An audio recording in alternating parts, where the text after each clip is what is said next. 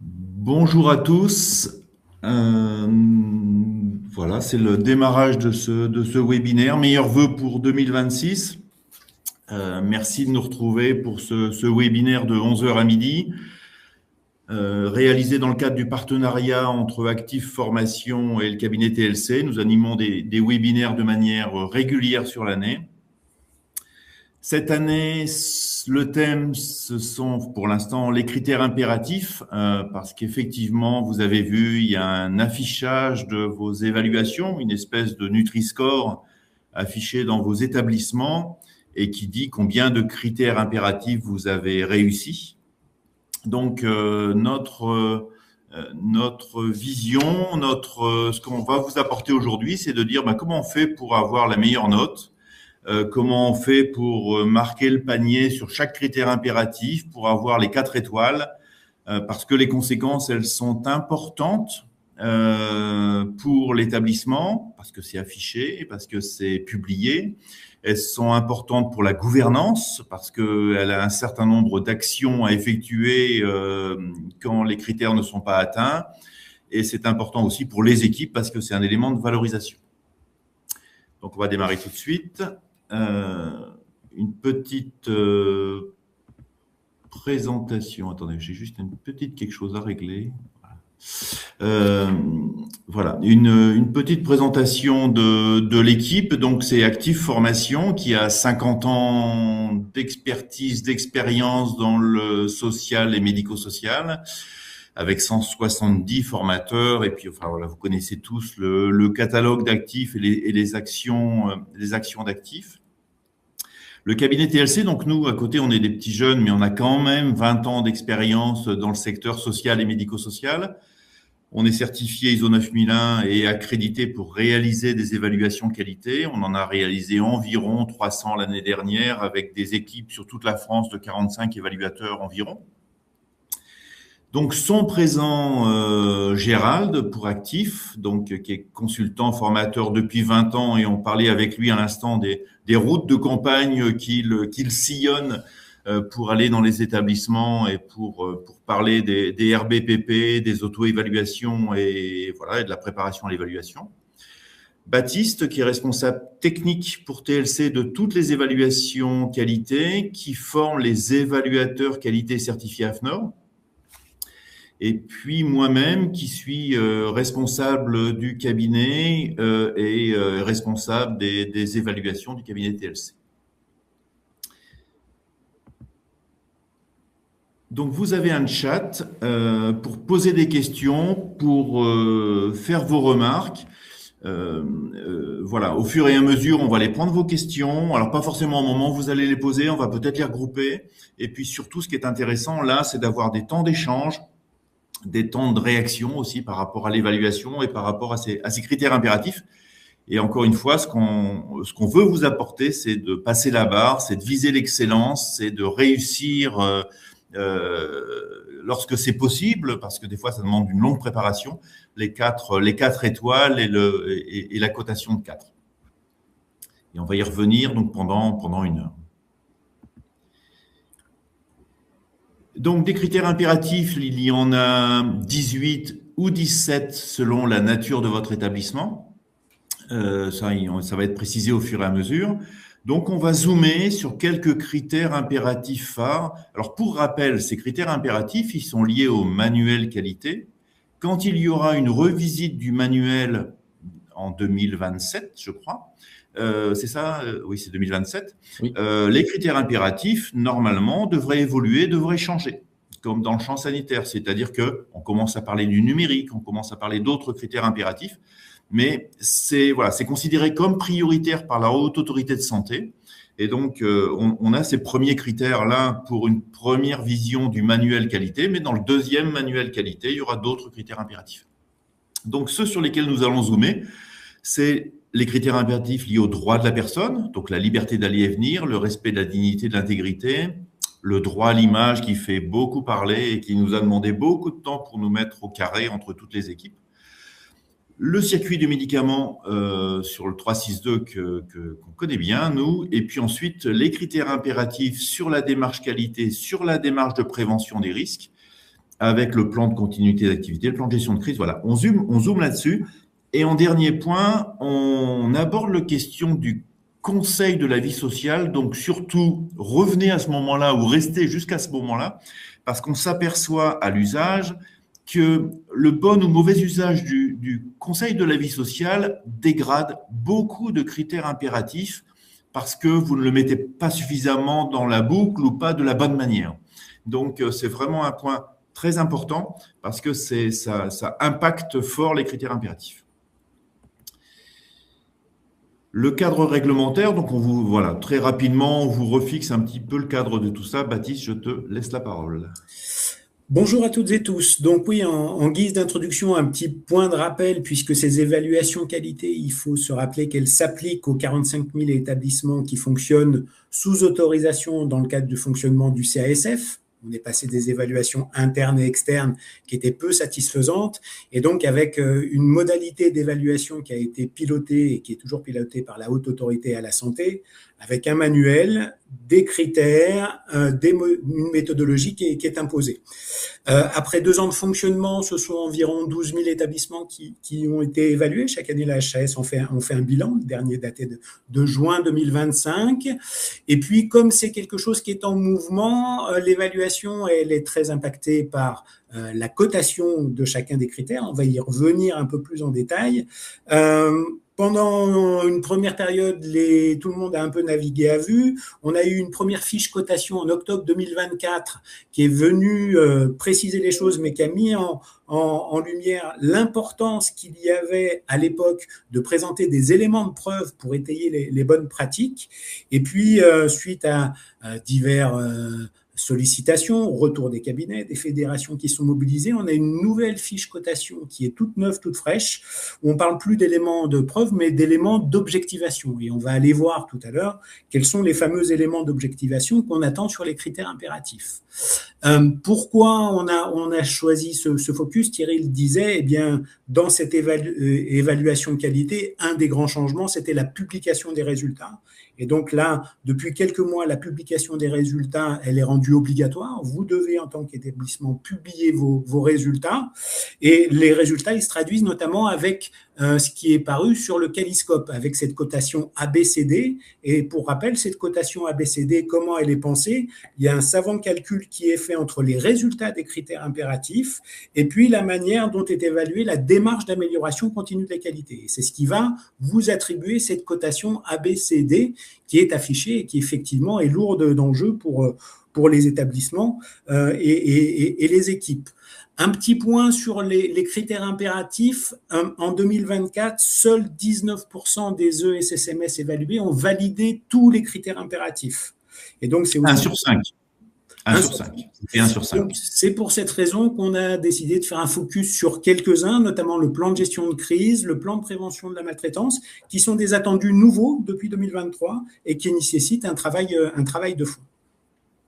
Donc, juste, je reprends un élément important de ce que dit Baptiste. La fiche cotation du 9 décembre 2025, donc elle a 1 mois et demi. En fait, elle élargit cette notion d'élément de preuve qui était je prépare mon classeur avec la totalité des procédures, des protocoles et de tout ce qui est attendu par l'équipe d'évaluation. Elle élargit sur comme on l'a souhaité, parce qu'on a beaucoup poussé, et les établissements aussi, sur l'observation et sur d'autres points, quoi. On élargit, c'est pas juste parce que je te présente un document que j'ai la bonne cotation. La cotation des critères impératifs. Oui, donc revient, le système de cotation, 1, 2, 3 ou 4. C'est ça. Donc la dernière fiche cotation, effectivement, rappelle que chaque critère doit obtenir une cotation qui est comprise entre 1 et 4, pas du tout satisfaisant, plutôt satisfaisant, plutôt tout à fait satisfaisant. La fiche cotation rappelle que la cotation, c'est le fruit d'une analyse croisée entre ce qui se passe pendant les entretiens, les éléments d'objectivation, donc de traçabilité, mais également les observations. Et pour obtenir un 4, il faut avoir une vision du fonctionnement du critère un peu dans la logique PDCA. Est-ce qu'on a des pratiques qui sont connues, qui sont homogènes, qui sont partagées, qui sont formalisées, et surtout, on s'est réinterrogé sur ce qu'on a envisagé, est-ce que ça répond bien aux attendus, en tout cas ce qu'on souhaitait obtenir. La particularité de la cotation des critères impératifs est que si on n'obtient pas la cotation à 4, l'établissement, au moment où il va envoyer son rapport à son autorité de tarification et de contrôle, va devoir associer un plan qui explique comment il s'inscrit dans cette démarche qualité pour atteindre le niveau attendu. Et donc, on va avoir une fiche critères impératifs qui va s'ouvrir et qui va apporter des éléments pour que l'établissement puisse se saisir du constat pour alimenter sa démarche d'amélioration continue de la qualité. Donc, c'est pour répondre à Amélie dans le chat qui dit si on ne fait pas partie des 19% qui ont réussi tous les critères impératifs, qu'est-ce qu'on risque? On risque effectivement du travail, du plan d'action qui est envoyé et qui est suivi par votre autorité de tarification de contrôle, conseil départemental, ARS, que sais-je. Et donc c'est ça, c'est-à-dire qu'en fait, vous vous engagez sur des plans d'action complémentaires, supplémentaires. Et c'est un peu votre financeur qui suit le plan d'action. Donc il y a effectivement un enjeu non négligeable. Oui, c'est ça, c'est ce qu'on a écrit ici, effectivement. Donc, dès lors qu'on a une cotation qui n'obtient pas 4, l'équipe d'évaluation va devoir repréciser, expliciter pourquoi il n'y a pas de cotation à 4. Et puis, on va venir interroger donc l'équipe de direction, la gouvernance, pour voir si elle avait connaissance de la situation, ou est-ce qu'elle le découvre, ce qui est quand même rarement le cas. Est-ce qu'elle a déjà fait une analyse des causes de cette situation? Est-ce qu'elle a des éléments? Est-ce que par rapport à cette situation, elle a déjà identifié des mesures d'amélioration? Et est-ce qu'on a un plan d'action qui est défini? Et tout ça va venir illustrer la manière dont l'établissement s'inscrit, peut s'inscrire, doit s'inscrire dans cette démarche d'amélioration continue de la qualité avec ce plan. Parfait. Donc voilà un peu pourquoi l'importance des critères impératifs. Donc première série de critères impératifs, ceux liés aux droits de la personne. La HAS a commencé par là parce qu'effectivement le manuel est centré sur la personne accompagnée. Et donc les critères, le premier, les professionnels soutiennent la liberté d'aller et venir de la personne accompagnée. Donc vous voyez, des critères impératifs, il n'y en a pas dans le chapitre 1, ils sont dans le chapitre 2 et 3. Gérald, à toi.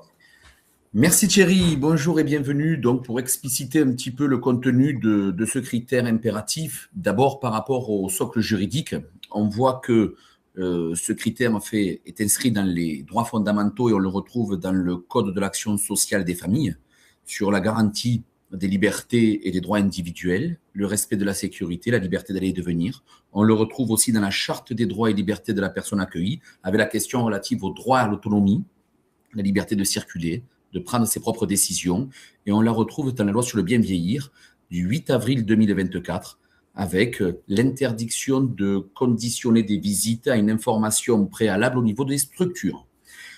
Par rapport à ce critère, ce que l'HAS attend concrètement, c'est deux choses.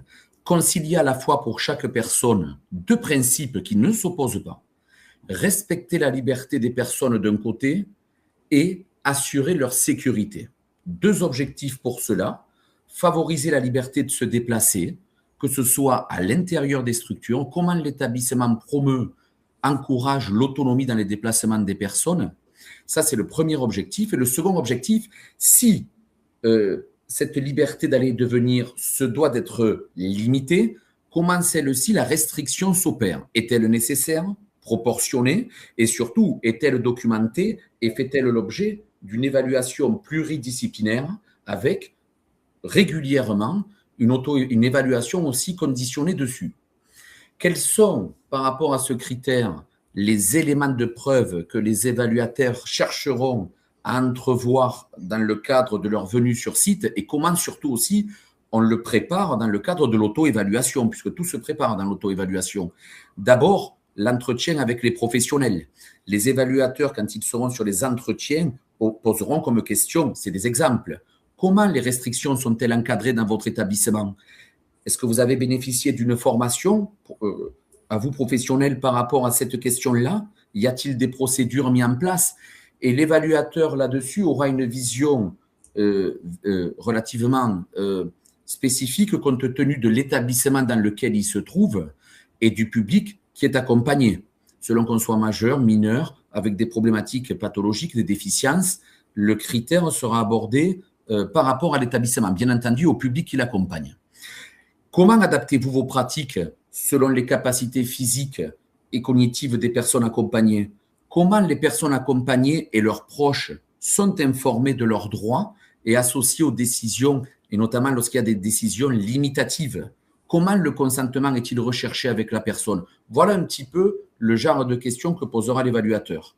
Sur la documentation, il n'y a pas un document type, c'est plutôt une recherche d'éléments autour de plusieurs documents. Le projet d'établissement, dans quelle mesure le projet d'établissement traite des droits et libertés, et notamment la liberté d'aller et de venir, à travers peut-être le chapitre sur la bientraitance, à travers aussi le contrat de séjour, à travers le document unique individualisé, le DUI, à travers les projets personnalisés d'accompagnement, les protocoles, les procédures mises en place, les fameuses RBPP, dans quelle mesure les équipes se saisissent des RBPP pour traiter ce genre de questions.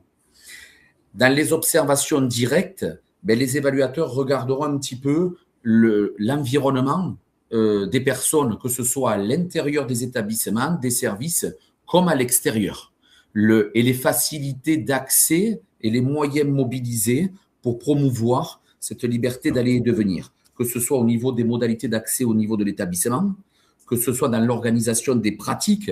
Est-ce que l'établissement a mis en place des zones sur lesquelles les personnes accompagnées peuvent évoluer librement? La sécurité, est-ce qu'il y a des signaux d'adaptation à des pratiques? Et surtout la communication, l'information, les informations visibles auprès des personnes accompagnées, des familles, des tiers. Voilà un petit peu l'ensemble des éléments importants et qui comptent par rapport à ce critère. Donc, pour chacun des critères, on vous a fait une petite checklist. Donc, si vous faites ça, vous avez les 4 étoiles, vous n'avez rien à faire, vous n'avez pas de plan d'action et vous pouvez aller à la plage. Alors, voilà, non, c'était quelques éléments qui disent effectivement, on prend tout ça en compte, quoi. Donc, alors, on vous a mis quelques éléments importants sur comment arriver au 4 sur 4. D'abord, la co-construction avec la personne. On est dans un critère, la liberté d'aller ou de venir, où on ne peut pas avoir une vision globale sur un groupe. N'oublions pas que c'est un droit individuel rattaché à chaque personne. Donc, la co-construction est nécessaire et on doit la retrouver dans le projet personnalisé d'accompagnement et dans les traces au niveau des réunions aussi, une démarche collégiale, partagée. Et surtout, dans quelle mesure, dans la co-construction avec la personne, on implique réellement la personne en tant que telle, si elle le peut, ou avec son représentant légal. Et on construit ensemble aussi, dans la mesure du possible, les règles qui vont limiter cette liberté d'aller et de venir. Dans tous les cas, on doit à la fois travailler avec la personne, ses représentants quand il y en a, mais aussi au niveau de l'établissement, quelles questions on doit se poser. Parce que ça, automatiquement, liberté de circuler et sécurité se doivent d'être questionnées dans les réunions, les rencontres, les commissions éthiques et bientraitance, par exemple, les réunions d'équipes pluridisciplinaires où on retrouve des traces dans les comptes rendus sur ces questions-là, parce qu'elles se posent et elles continueront automatiquement à se poser eu égard au public qu'on accompagne. Et dans tous les cas, la liberté est de mise et le principe, donc dans quelle mesure on valorise cette liberté, que ce soit des horaires élargis pour pouvoir venir accueillir, pour pouvoir venir visiter les personnes, les accès intérieurs, extérieurs, les sorties en groupe qui doivent être régulières et régulièrement questionnées. Voilà, c'est au niveau de ces éléments qu'on va prendre en compte et que l'évaluateur va pouvoir apprécier cette fameuse note de 4 sur 4. Dans tous les cas, un principe fondamental, toute restriction d'aller et de venir n'est envisageable que si son bénéfice l'emporte sur les risques éventuels induits par le maintien de cette liberté. Et c'est pour ça que l'approche doit être globale et on doit avoir un faisceau d'indicateurs, que ce soit dans la construction, dans la préparation à l'évaluation ou dans le regard de l'évaluateur au moment de l'évaluation. Merci Gérald. Donc, à retenir là-dessus, vraiment, ce qui nous manque dans les évaluations, ce que l'on voit, c'est le manque de construction avec les personnes. Donc, c'est quelque chose qui est un peu, qui part du haut vers le bas, mais qui n'est pas suffisamment co-réfléchi, co-construit. Et puis, des pratiques qui ne sont pas remises en cause, jamais. Et donc, ben ça n'est pas possible non plus. On continue, on va nous avancer un tout petit peu plus vite peut-être. Les professionnels respectent la dignité et l'intégrité de la personne accompagnée. Donc, Baptiste. Donc, sur ce critère impératif-là, on s'inscrit toujours dans la même logique. Hein, le cadre de référence, c'est le CASF, les recommandations de bonnes pratiques professionnelles. Qu'attend la haute autorité à la santé? Eh bien, elle a besoin de savoir et de comprendre quelles sont les postures des professionnels qui sont respectueuses de ce droit fondamental qui est inscrit dans le marbre, finalement. Et donc, il va falloir que les professionnels soient en capacité de donner des exemples concrets de pratiques.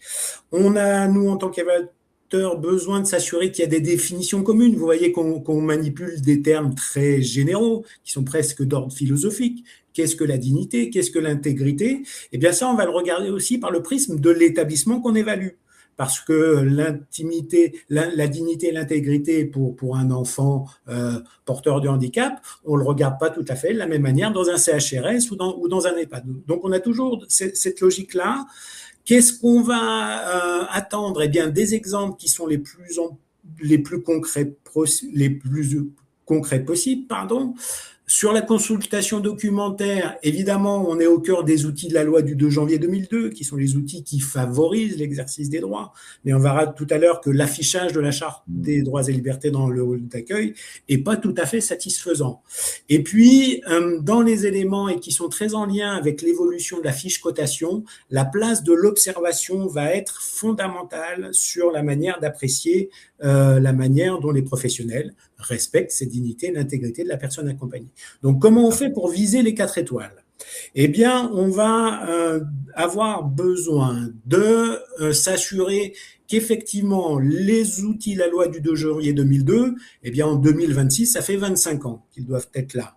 Donc, on n'attend pas seulement qu'ils soient remis, qu'ils soient affichés, mais on va venir voir s'ils ont été construit avec les équipes et les personnes accompagnées dans la logique de la co-construction. Est-ce qu'on a des outils qui sont bien adaptés à la compréhension des personnes accompagnées? Et puis, on va s'assurer que cette compréhension, eh bien, on l'ajuste parce que dans l'établissement, les profils ont changé, ils ont évolué. Et donc, on va mener ce travail-là.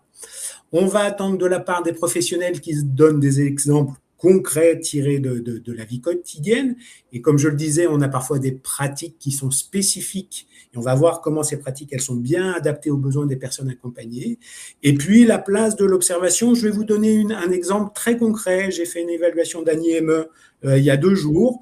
Eh bien, pour apprécier ces éléments-là, le fait d'avoir partagé le repas dans un IME avec le groupe des coquelicots, des pitchouns de 6-10 ans en IME, eh bien, la manière dont les professionnels respectent le rythme de l'enfant, comment on adapte les outils qui l'aident à être le plus autonome possible dans la prise du repas, comment les renforçateurs sont mobilisés, quid de l'utilisation du cahier EPEX pour faire un travail, ces éléments-là vont avoir quasiment plus de poids que tout ce qu'on va pouvoir lire parce qu'on est au cœur des pratiques professionnelles. Et là, la place de l'observation, elle est vraiment fondamentale.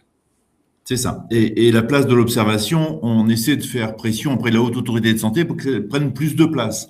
Parce qu'effectivement, au-delà des documents, si nous, on entend Titine, tiens bien ta fourchette, pour nous, c'est quelque chose qui ne respecte pas la dignité et l'intégrité, pas que pour nous d'ailleurs, dans les recommandations de bonne pratique. Donc ça va affecter la cotation, bien évidemment.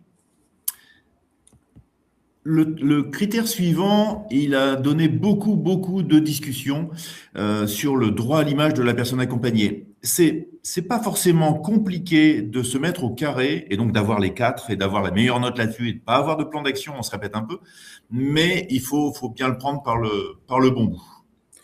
Et le bon bout, on va se dire qu'on va essayer de l'appréhender d'un point de vue réglementaire. Et là, c'est le code pénal qui nous donne un cadre. C'est pas le CASF, mais on va surtout essayer de l'appréhender dans une logique pratico-pratique et une fois de plus dans une logique d'un outil qui est adapté à la compréhension et aux personnes accompagnées. Donc, qu'est-ce qu'on attend? On attend sur ce critère-là deux choses. D'abord, qu'il y ait quelque chose qui formalise le recueil du choix de la personne, et puis après, qu'on puisse respecter ce choix, avec un principe qui est que si on donne son accord un jour, l'accord, il ne vaut pas éternellement et pour toutes les situations, et qu'on doit réinterroger à chaque diffusion d'image la personne sur est-ce qu'elle souhaite ou pas qu'on diffuse son image, avec l'idée qu'on a le droit à changer d'avis. Et ça peut paraître une évidence, mais quand on est pris dans le fonctionnement institutionnel, on peut parfois l'oublier. Donc, on va voir avec les professionnels s'il y a des modalités qui sont clairement établies, qui concernent le droit à l'image. Est-ce que ces pratiques, elles sont connues, elles sont partagées par les professionnels? Et comment font les professionnels pour respecter ce choix? Donc, on va voir tout à l'heure que là, on a un document un peu cadre à envisager sur lequel il est important d'être le plus précis possible, parce que là, on a besoin d'éléments de traçabilité qui vont attester du respect du choix. Et ça va se compléter parce qu'on va pouvoir observer, quid des affichages, des photos exposées, des revues internes, qu'est-ce qu'on a sur le site internet de l'association gestionnaire, et on va aller croiser ces éléments-là. Donc, pour obtenir le fameux 4, quels sont les attendus? Comment on va chercher nos 4 étoiles? Eh bien, ça va être dans le fait d'avoir un document, une autorisation, datée et signée. Ça, c'est indispensable. Pour qu'on soit dans une logique de prévention du risque de mauvaise utilisation du droit à l'image. On a une date de fin, une date de début, une date de fin. Et la date de début, date de fin peut correspondre aussi à vos modalités de fonctionnement. Un établissement qui fonctionne sur le rythme scolaire, eh bien, on peut avoir une autorisation pour une année scolaire. Parce qu'on n'oublie pas que la personne peut changer d'avis. Qu'est-ce qu'on attend après de manière par contre plus précise dans cette autorisation de droit à l'image? On a besoin d'avoir une précision, une différenciation entre les différents types de diffusion des images. Est-ce qu'on a bien dans l'autorisation le cadre de diffusion interne des images, affichage, le journal de l'IME, le journal de l'association gestionnaire, la diffusion externe, on demande à la personne est-ce qu'on est OK que son image soit diffusée sur les réseaux sociaux de l'association, sur le compte Facebook, sur le compte LinkedIn, on a besoin d'avoir ces éléments-là. Et puis, dans le cadre d'une diffusion exceptionnelle, il y a un média, un journal qui vient faire un reportage. Eh bien là, on a besoin d'avoir quelque chose qui est précis. À retenir dans cette logique-là, c'est que normalement, à chaque diffusion d'image, on re-questionne la personne pour qu'elle assure qu'elle soit OK pour diffuser cette image dans ce cadre-là. On est toujours encore dans la logique de la co-construction, de l'accompagnement à l'autonomie.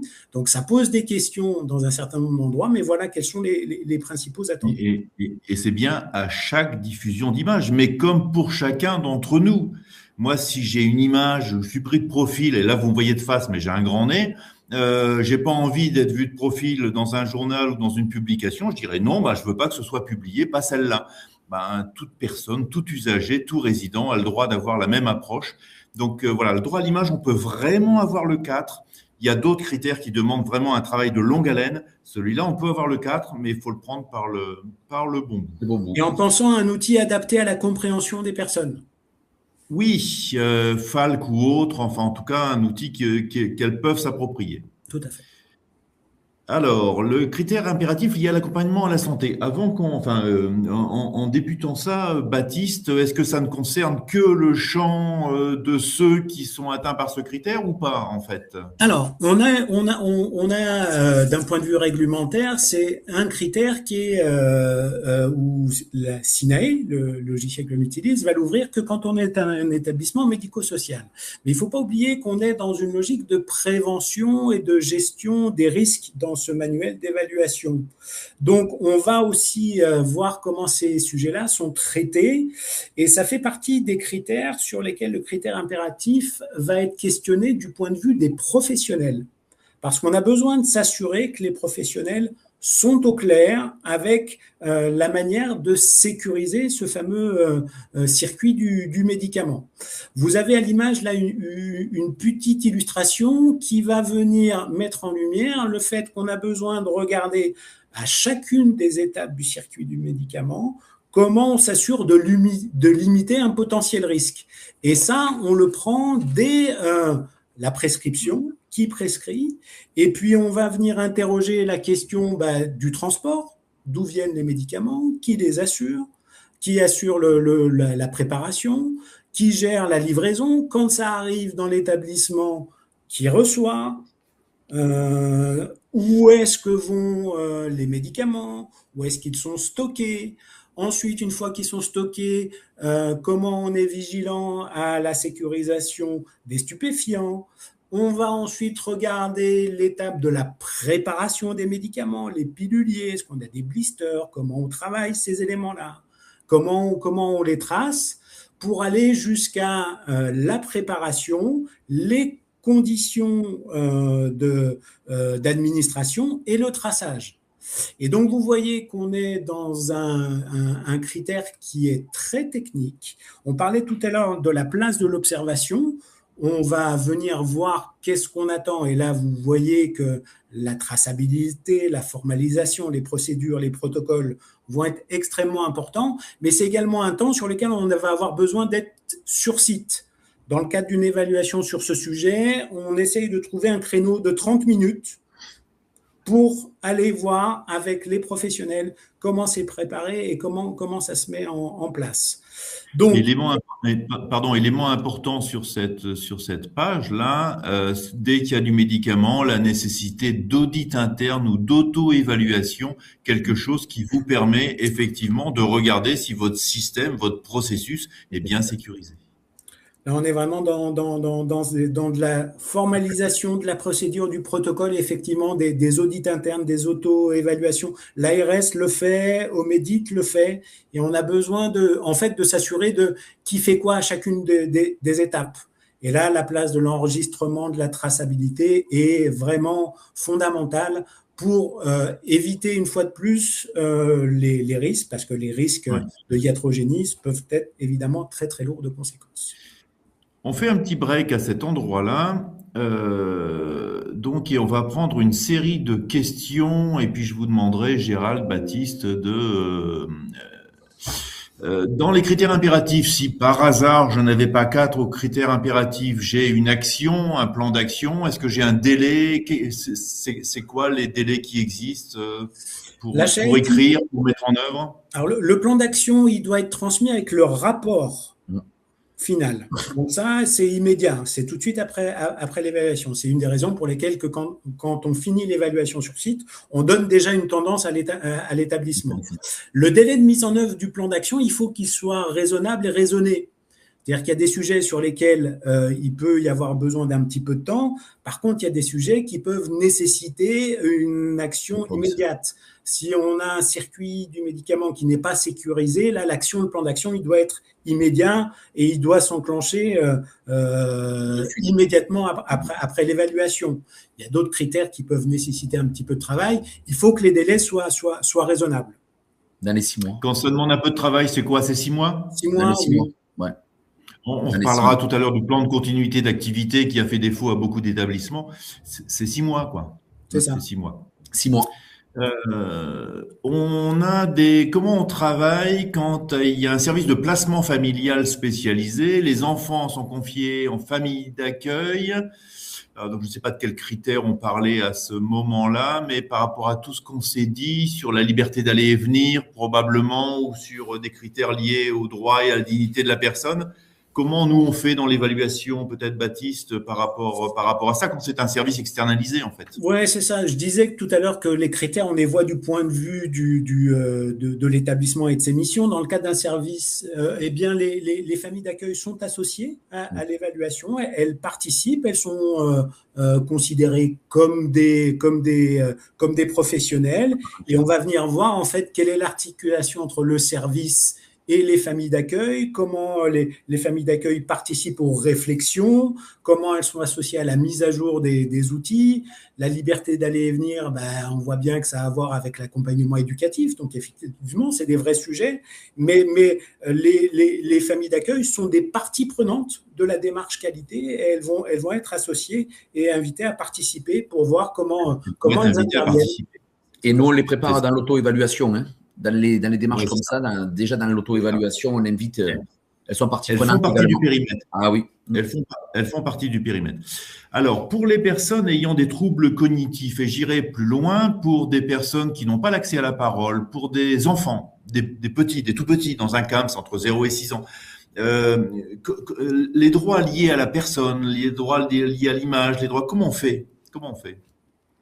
Alors moi, vas-y Baptiste, comme tu veux. Moi, je vois dans l'auto-évaluation, je le travaille avec les représentants légaux. On invite dans la mesure du possible les représentants légaux pour être avec les enfants s'ils veulent bien venir ou si ce n'est pas possible. On est en lien direct avec les représentants légaux et on travaille un certain nombre de critères impératifs aussi avec les représentants du Conseil de la vie sociale dans le cadre des auto-évaluations ou des groupes d'expression. Et si en fait la personne n'a pas besoin de représentant légal parce qu'elle est adulte, mais simplement elle n'a pas l'accès à la parole en fonction de en raison de sa pathologie, comment on fait? On utilise, moi de mon côté, Baptiste, tu verras, on va voir au niveau de l'évaluation. Moi, je vois que dans la préparation à l'auto-éval, on essaye d'utiliser des supports alternatifs facilitant la communication. Alors, il y a plusieurs types de supports alternatifs que les professionnels maîtrisent. Et il y a une démarche. On va pas pouvoir. Il faut faire court dans nos réponses là. Oui. Merci Gérald. Je suis désolé. Je suis un peu. Je suis un peu. De manière plus générale, dans l'évaluation, je vais répondre avec Baptiste. Dans l'évaluation, en fait, on vous demande quels moyens de communication vous avez vous mis en place. Et donc, on s'appuie sur vous, on s'appuie sur des professionnels, peut-être, Baptiste.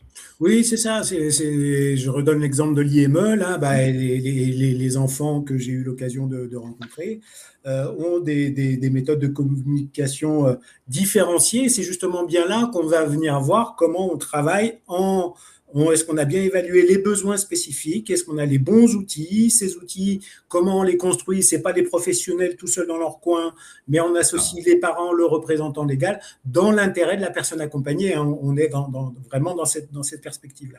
Je prends une dernière question. Je suis désolé, je suis obligé de choisir, mais celle-là, elle est, enfin voilà, je la trouve vraiment. Nous proposons un service ambulatoire. Il n'y a pas de préparation et il n'y a pas de distribution de médicaments. Moi, j'en ai rencontré un comme ça où à la fin, on stockait dans l'établissement les médicaments apportés par les enfants. Sommes-nous concernés par le critère impératif du circuit du médicament?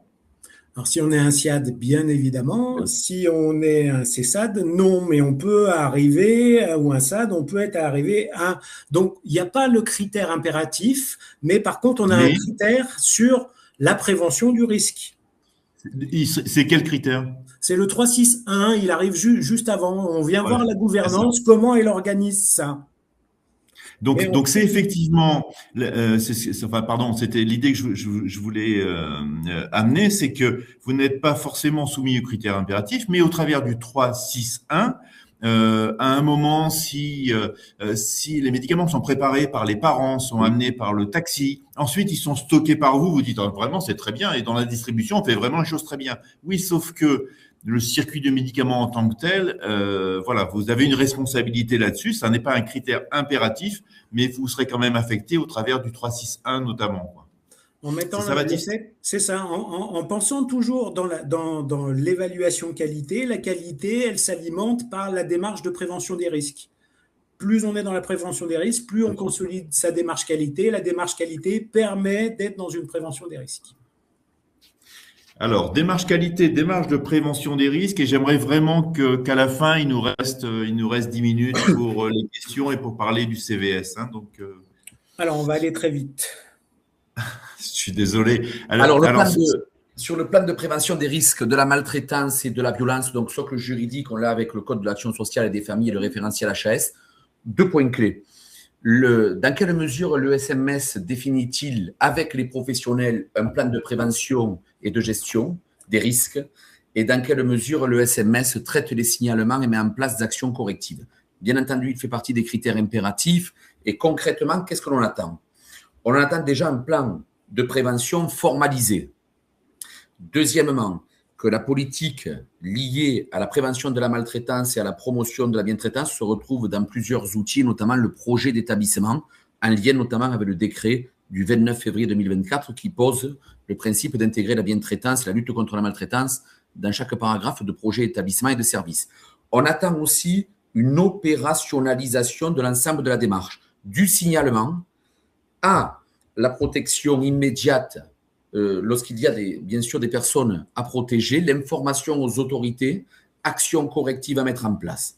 Et comment, au-delà, on développe, et en lien avec la démarche qualité, comme le rappelle Baptiste, une véritable culture de la bientraitance et de gestion des risques. Quels sont les éléments de preuve principaux dans les entretiens avec les professionnels? Déjà, on va voir si le plan de prévention des risques, ça parle à chaque professionnel, notamment que l'on a dans le cadre des entretiens. Et nous, dans l'auto-évaluation, on travaille avec eux la réalisation de ce plan de prévention et on regarde surtout qu'il soit approprié par le plus grand nombre. La connaissance sur les circuits d'alerte, autre élément relativement important. Et si les professionnels bénéficient là aussi de formation. Dans le cadre de la documentation, eh bien, déjà un plan de prévention des risques visible, connu par les professionnels, dont ils savent exactement où ils se trouvent et ils en connaissent à l'intérieur un petit peu toute la facette relative à la procédure, du moment où ils signalent jusqu'à la procédure avec la direction, comment la direction s'en saisit, le signalement et surtout si c'est accompagné de formation là-dessus, c'est très bien. Quelles sont les observations directes? Ben déjà, si on a la charte des droits et libertés visible, si on a des affiches pour montrer un petit peu où se situe le plan de prévention des risques, afficher aussi les numéros utiles, 39 77, 119. On regardera aussi au-delà du plan de prévention, parce que tout est lié en faisceau d'indices, le climat social au niveau de l'établissement. S'il y a des tensions, comme il peut y en avoir au niveau des équipes, comment elles sont gérées et surtout respectueuses des droits de chacun, et l'absence de certaines pratiques qui pourraient remettre en cause ces éléments. Autrement dit, les observations sont très importantes là aussi sur ce plan. Juste une parenthèse, aujourd'hui, souvent, on est dans la création du plan de prévention. On est encore un peu jeune, ils sont récents, il y a très peu d'évaluations qui peuvent se faire dessus. On vient juste de créer, généralement pour les établissements, les plans. C'est un point important, c'est-à-dire qu'au moment de l'évaluation, on a souvent des plans de prévention qui ont été réalisés 6 mois avant, 3 mois avant, et c'est jeune parce qu'on ne peut pas avoir un retour sur une réalité, on peut pas avoir, enfin, voilà, donc c'est difficile. Et là, du coup, c'est difficile d'avoir le cadre. Je parlais tout à l'heure du droit à l'image, où c'est facile d'obtenir le cadre en s'y préparant. Autant là, si effectivement on s'éveille 6 mois avant, c'est difficile parce qu'on voit bien que le système n'a pas bien tourné. C'est ça. Alors, comment viser le 4 ? Viser le 4, c'est d'abord déjà avoir un plan de prévention, la base, mais qu'on montre que l'analyse des risques intègre, et l'ensemble de l'analyse des risques auprès des personnes accompagnées intègre le plan de prévention de l'accueil jusqu'à la sortie de la personne, que ce document soit partagé avec le maximum de professionnels et les parties prenantes, qu'il ait pu être travaillé aussi avec le CVS, qu'il ait pu être présenté si vous avez un comité éthique et bientraitance ou une commission à la commission éthique et bientraitance. Voilà, plus il est valorisé là-dessus, mieux c'est. Et une articulation surtout claire entre l'analyse des risques, le plan d'action, les circuits de signalement et la formation, la sensibilisation des professionnels. Dernier point, ne pas oublier les retours d'expérience qui peuvent se faire en comité qualité, dans une cellule retour d'expérience sur laquelle, suite aux événements, comment on les reprend de manière où on va analyser est-ce qu'on aurait pu faire autrement. On va se poser des questions fondamentales sur les établissements et services en termes d'organisation et autres pour alimenter directement le plan qualité. Merci. Voilà les points clés. Merci beaucoup. Sujet suivant, et tous ces sujets du chapitre 3, en fait, ils sont très tournés autour du PDCA, aux roues de Deming, pour ceux qui sont un petit peu sensibilisés à la qualité, c'est-à-dire je prévois, je fais, il y a des écarts, je repère les écarts, j'analyse les écarts et je modifie mon système. Et donc tout ça est fait. Et donc du coup, ça demande du temps à mettre en œuvre. C'est une absolue nécessité parce que c'est le modèle qui se met en place. Donc la même chose là sur le recueil et le traitement des plaintes et réclamations. Baptiste. En fait, parmi tous les critères, il y en a plusieurs qui vont être consacrés à cette logique de recueil, traitement des plaintes et des réclamations. Pour aller vite, qu'est-ce qu'on attend? Il faut que les modalités de recueil, elles soient organisées et connues par les personnes accompagnées. On a besoin de savoir qui traite la plainte et la réclamation. C'est pas tout d'avoir une modalité, mais elles arrivent où, ces plaintes et ces réclamations? Donc, qui les traite? On a besoin de voir comment on communique sur le traitement, et on reviendra en toute fin de webinaire sur la place fondamentale qu'a le CVS dans la communication sur le traitement. Et on a un dernier point, et c'est souvent celui qui pêche pour obtenir le fameux 4, c'est qu'il est attendu que les professionnels soient associés à l'analyse des plaintes et des réclamations. Dans des temps dédiés, on n'est pas uniquement sur le traitement au fil de l'eau, sur la communication au fil de l'eau. Au bout d'un moment, tous les 6 mois, une fois par an, on prend toutes les plaintes, toutes les réclamations et on en fait une analyse. Et cette analyse va alimenter la démarche de prévention des risques a priori.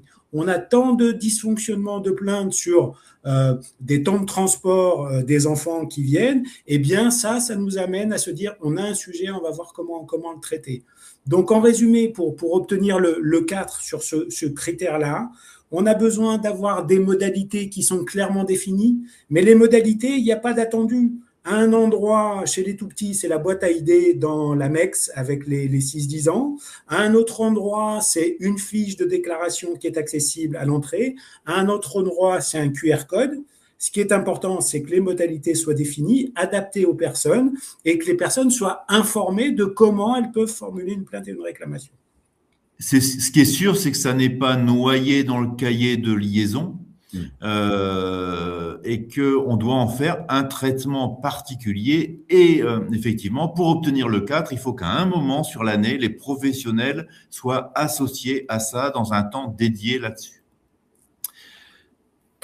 Donc, bon, les éléments de preuve, de toute façon, vous aurez le document, il n'y a rien d'exceptionnel là-dessus. Donc, voilà, c'est ce qu'a dit Baptiste, effectivement. On continue sur le recueil et le traitement des événements indésirables. Eh bien, on va être exactement dans la même logique et dans la même structuration. C'est-à-dire qu'on a 3 critères parmi les 18 impératifs qui sont autour des événements indésirables.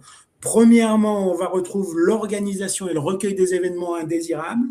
On a là besoin que les professionnels soient suffisamment informés par la gouvernance pour faire la différence entre un incident, un événement indésirable, un événement indésirable grave.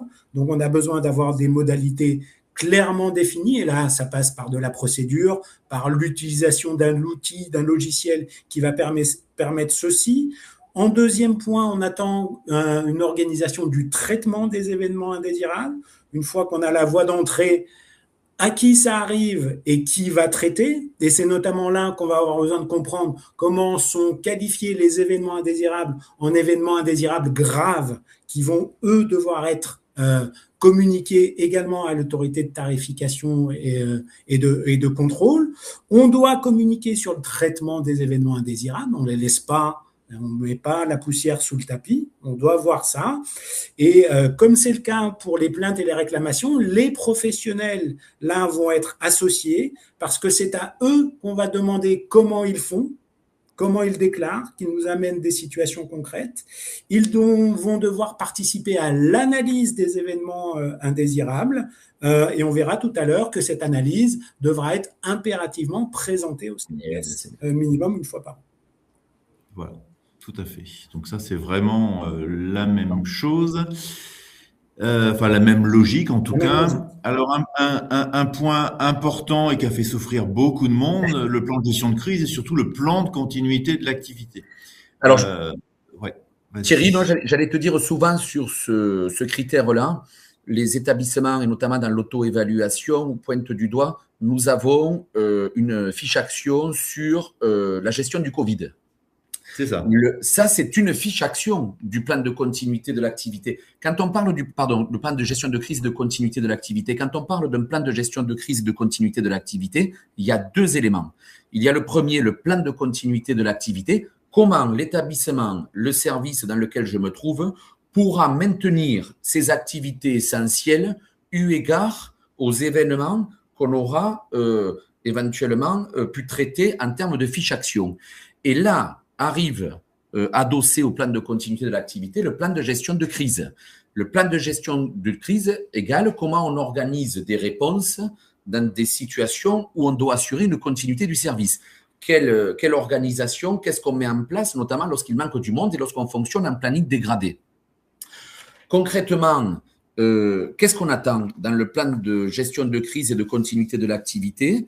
En lien avec le plan bleu, on attend une évaluation par les équipes, j'ai bien dit par les équipes, pas que les cadres, l'ensemble des professionnels, le CVS peut être associé, bien entendu, l'ensemble des parties prenantes, sur quel type d'action, quel type d'événements, que ce soit des événements météorologiques, des problèmes internes, tout type de problèmes, des problèmes liés à la gestion, un risque de blackout informatique, de cybersécurité, d'atteinte. Comment, par rapport à ces fiches actions, l'établissement peut s'organiser dans les meilleures conditions. Autrement dit, l'entretien avec les professionnels s'organisera déjà sur la capacité à décrire les principales fiches actions, savoir où se situe le plan de gestion de crise et de continuité de l'activité, comment on s'en saisit. Les documentations principales résident dans le plan en lui-même, la traçabilité, et surtout, ça reprend le cycle PDCA. C'est bien d'avoir un plan, c'est très bien d'avoir associé l'ensemble des parties prenantes, mais comment on le communique à tous et comment on s'en saisit avec des exercices, si possible, pratico-pratiques derrière. Et c'est ça que les évaluateurs, notamment dans le cadre des évaluations et des entretiens, vont vérifier dans quelle mesure les professionnels se sont appropriés les fameuses fiches actions que l'on retrouve dans le plan de gestion de crise de continuité de l'activité. Dernier point, je dirais aussi, donc, ce plan de gestion de crise, lorsqu'il est réalisé, doit être communiqué en interne au niveau du CVS. Ça peut passer par le CSE. En tout cas, les professionnels doivent être au courant ainsi que les parties prenantes. Et en externe, la possibilité de le communiquer, notamment aux financeurs, au service des urgences et surtout à la préfecture. Sont des éléments qui sont relativement importants en termes de communication interne et communication externe. En résumé, faciliter, la seule chose, c'est comment on agit en termes avant, pendant et après. On doit avoir des réponses à tous ces niveaux. Et les retours d'expérience, c'est-à-dire que c'est une boucle. Il n'y a pas un moment où je dis pendant 3 mois, je vais construire mon plan et ensuite je le mets dans un dossier. Donc j'ai toujours une boucle parce que j'ai eu une panne informatique, parce qu'il y a une grève des bus, parce que j'ai eu un problème de chaudière, parce que, et tout ça, ça vient alimenter. Et vraiment, ce qui est important dans l'évaluation, c'est la co-construction, ce qui n'est pas simple, hein, parce que ces documents qui sont plutôt orientés gouvernance, on voit, voilà, c'est vraiment un point très important. Je pense que tu as répondu à une question qui était sur le chat, une question de Anne, sur qui sont les destinataires à qui ce document doit être transmis. C'est très large. C'est toutes les parties prenantes, les financeurs, c'est tout le monde en fait. Hein. OK. On a pas mal de questions sur le chat, donc on va terminer là sur le critère impératif et le conseil de la vie sociale, parce qu'encore une fois, il y a des équipes qui travaillent et toutes les équipes travaillent bien. Il y a des équipes qui vraiment on travaille sur les critères impératifs et à un moment, les notes sont malheureusement dégradées parce que nous, on peut pas faire ce qu'on veut. Le COFRAC vient nous auditer régulièrement, donc on doit justifier des écarts par la non prise en compte ou la moindre prise en compte du conseil de la vie sociale. C'est pas qu'il n'existe pas un conseil de la vie sociale, mais c'est qu'on lui on lui présente pas les bons éléments. Alors, vigilance, on dit. Peut-être en propos introductif, le CVS, c'est une obligation du CASF. Au moment où l'évaluation qualité est arrivée, il y a eu une réforme du CVS. Et la réforme du CVS, elle est notamment venue imposer des sujets obligatoires. Il y a des sujets sur lesquels le CVS doit être associé, est une vraie partie prenante à la démarche d'amélioration continue de la qualité. Donc Gérald, je te laisse. C'est 2024, je crois. 2022. En même temps que le référentiel. Exactement. Alors, Pour être bref, le CVS toujours présent, que ce soit avant la démarche d'évaluation, pendant la démarche d'évaluation et a posteriori. Avant la démarche d'évaluation, c'est déjà comment on questionne, on explique les enjeux, on va expliquer le calendrier. En fait, on les tient informés de tout le process évaluatif qu'il va y avoir. Et avant l'évaluation, on les associe dans le cadre de l'auto-évaluation, notamment les représentants au CVS, certes au chapitre 1 sur les critères du chapitre 1, ouais. mais au-delà, on va les interroger sur les droits des personnes accompagnées. Ils porteront un peu la parole de la personne accompagnée sur les différentes thématiques qui concernent le CVS. Pendant l'évaluation, bien sûr que le CVS participe à un temps d'échange en direct avec les évaluateurs, notamment que ce soit sur des questions du chapitre 1, mais aussi sur des critères impératifs. Baptiste, je te laisserai la place pour en discuter. Et enfin, après l'évaluation, le CVS est investi du rapport de visite. Le CVS questionne aussi les critères atteints et non atteints. Et le CVS participe, et doit participer, là aussi, à une coélaboration et à une mise en œuvre du plan d'amélioration continue de la qualité en lien avec les recommandations fondées sur le rapport de visite. C'est parfait, ça c'est sur l'évaluation, mais effectivement, il y a beaucoup de thèmes qui doivent être abordés dans le cadre du CVS. Totalement. Et ça doit être anticipé parce que ça ne peut pas s'aborder comme ça. Vas-y, Baptiste. Donc, parmi les 157 critères, on a 10 critères qu'on vient questionner du point de vue du CVS pour voir comment il est vraiment une partie prenante. Et on a 3 critères impératifs qui vont être très impactés par l'association ou non du CVS. Sur les plaintes et les réclamations, on ne demande pas à ce que chaque plainte et réclamation, que le CVS soit informé, mais qu'on ait bien une analyse de l'ensemble des plaintes qui soient présentées au CVS minimum une fois par an.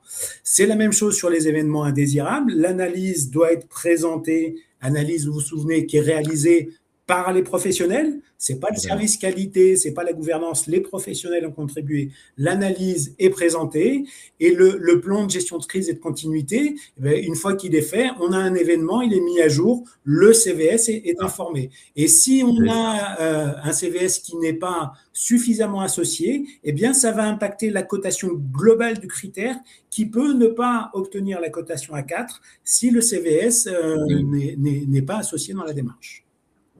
Vous avez été très bon. On est dans le timing, même si on a un peu couru, mais il le fallait vraiment. Alors, on reprend les questions de bas en haut.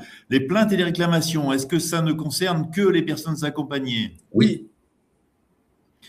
Même les réclamations? Oui. On regarde le prisme des plaintes et des réclamations. Et des représentants légaux. On est d'accord, Baptiste? Comment? Les représentants légaux. Voilà, les représentants légaux. Les représentants légaux, d'accord. Comment distinguer une plainte, une réclamation d'un événement indésirable, d'un problème logistique, par exemple fuite d'eau, punaise de lit? Alors, l'événement indésirable, il touche tout le monde, lui, par contre, et ça peut impacter les professionnels dans leur pratique. C'est la différence entre les plaintes et les réclamations du point de vue du référentiel. Ça nécessite souvent, effectivement, un exercice de clarification. Il y a souvent confusion entre... la difficulté, c'est que le seul cadre de référence qu'on a, c'est l'événement indésirable grave. Qui est un décret de 2016 qui, lui, donne des éléments précis. L'événement indésirable, il est à côté et ça nécessite un travail, et c'est souvent au cœur de la démarche qualité, de redéfinir ces éléments pour qu'il y ait une définition commune. Mais ça, c'est le boulot de la gouvernance. Et je pense, tu vois, Baptiste, qu'au niveau de la fluidité, une plainte et réclamation formulée peut aboutir à une UI, un événement indésirable, Et ça passe par la redéfinition et une clarté dans les... Bien sûr, c'est pondéré effectivement par l'analyse collective. Totalement. Qu'est-ce qu'il en est de l'anonymisation pour le registre des plaintes et réclamations accessibles à l'accueil? Eh ben, on est bien au cœur parfois de plein de bonne volonté de se dire il faut anonymiser ou pas, mais si on n'a pas parfois d'informations, ça peut compliquer le traitement de la plainte ou de la réclamation. En ce sens, les outils numériques nouveaux, les QR codes sont des outils qui sont pas inintéressants à mobiliser pour tenter de garantir l'anonymisation, mais parfois, pour répondre à une question très précise, l'anonymisation, elle va nous limiter et elle va limiter l'établissement dans le pouvoir d'action. C'est ça. Une dernière question. On sait qu'on a un nombre de bénéficiaires qui vont être interrogés, les fameux accompagnés traceurs. Est-ce que c'est pareil pour les intervenants, les professionnels qui seront interrogés? Est-ce que, par exemple, nous, établissements, on en choisit 4 ou 5 pour mieux préparer pour l'évaluation, ou bien est-ce qu'ils sont tous susceptibles d'être reçus ou entendus en entretien dans l'évaluation? En gros, est-ce que je prends mes 4-5 piliers de mon équipe de football, ou est-ce que, globalement, même les remplaçants, on peut les interroger? Non, on a besoin de voir le plus de monde possible. On a surtout besoin d'avoir les professions qui interviennent sur les thématiques évaluées. On ne peut pas faire l'évaluation de l'accompagnement à la santé sans le personnel de santé. Si c'est la psychologue qui gère les projets personnalisés, on ne peut pas faire sans la psychologue, même si elle n'est pas forcément parmi les titulaires, pour appréhender cette question-là en EHPAD, par exemple. Je pense qu'à partir du moment où on met le pied dans l'établissement et le soir jusqu'à ce qu'on ressorte de l'établissement, à travers les observations, les échanges, ça ne se limite pas aux entretiens. C'est un climat qu'on va observer. Que ce soit, moi, dans l'auto-évaluation, je prépare à ça. On ne forme pas que les soi-disant piliers. C'est une équipe. Une équipe, c'est tous ensemble, c'est les parties prenantes. Et on n'évalue surtout pas des personnes, on évalue un système, on évalue une organisation collective. Et donc, effectivement, on peut avoir en entretien quelqu'un qui est arrivé il y a 3 mois, parce qu'on va lui poser un certain nombre de questions, parce qu'elle est arrivée il y a 3 mois, et comment ça s'est passé quand elle est arrivée, quoi. Donc, et encore une fois, et tout ça est rendu anonymisé de manière très, très forte dans le rapport, même très, très forte à tel point que des fois on a du mal à lire. Mais voilà, donc ça, c'est vraiment un point important. Il faut préparer tout le monde, même s'il y a quelques chevilles ouvrières qui connaissent tout le système. Eh bien, écoutez, je pense que nous y sommes parvenus. Nous vous remercions. Vous étiez très nombreux, et très nombreux au début, très nombreux à la fin. Pour nous, c'est déjà un bon critère. Donc, nous vous remercions. J'ai mis nos coordonnées. Le document va vous être parvenu. Et donc, bonne continuation à tous. Bonne année et à très bientôt. Merci beaucoup. Merci. Merci à tout le monde. Au revoir.